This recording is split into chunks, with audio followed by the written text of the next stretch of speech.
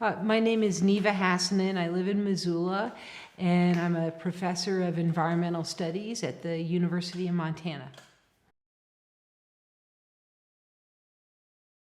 Well, the good news is that farmers, whether they're organic or not, are super excited and wanting to learn a lot more about soil, right? And soil is the source of life. And it's not just dirt, right?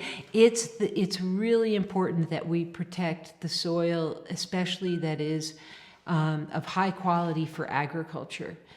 And so I think it's exciting that so many farmers and ranchers across the state are interested in how to build soil health. There was a conference, you won't have to put this in there, but I'll just tell you, there was a conference in Billings last year, or maybe earlier this year at the start of the year, where it was like 500 farmers showed up to learn about soil health. And they're all across the spectrum. So people are coming to understand soil is more than a medium to hold the plant up, right? The health of the soil is essential to creating a healthy plant. And really what we need to do is feed the mycorrhiza and the microbes in the soil and keep them healthy.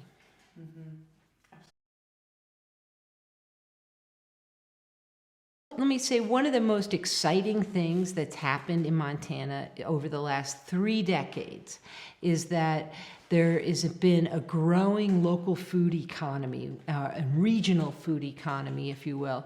And that has created a lot of excitement, to provide fresh food, help support your neighbors who are in agriculture. These are things that are Montana values that people care about.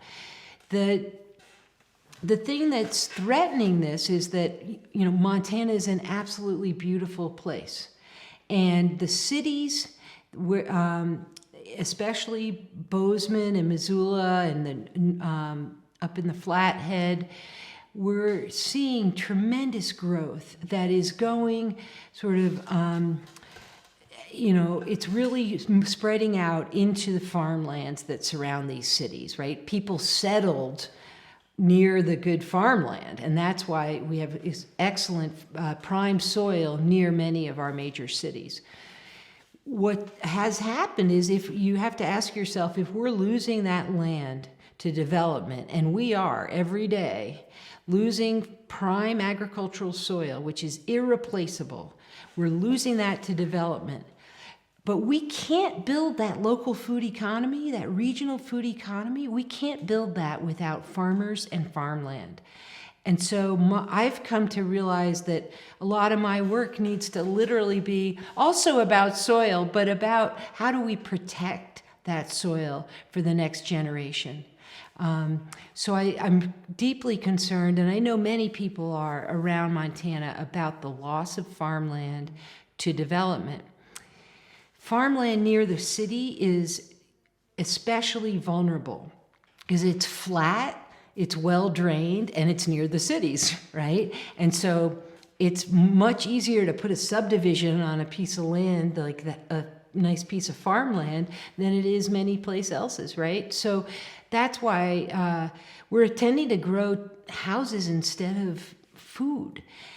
Fortunately, there's some really cool things happening. And for instance, in Missoula, we just passed a plan that for part of the western side of Missoula, this plan incentivizes and incorporates the opportunity to protect farmland as part of a development. Right, so you integrate housing and farmland protection. And I think we're going to see more and more of that. You can grow a surprising amount of food on a small acreage if you have really good water and really good soil. And we have that right near our cities. And that's what we need to do, is find these innovative strategies for protecting that. I think it also means protecting agricultural land outside of our cities, and further afield in Montana. Obviously, not all communities in Montana are facing this extreme growth that some of us are. And that soil, that land, those rural communities are important too. And I think it's important to start those conversations with those communities as well about the value of the farmland and how we protect it for the future and meet their needs as climate impacts become greater. And I think, work of groups like Arrow are essential to helping farmers be resilient and find solutions and learn from each other. They're the best source of knowledge. So.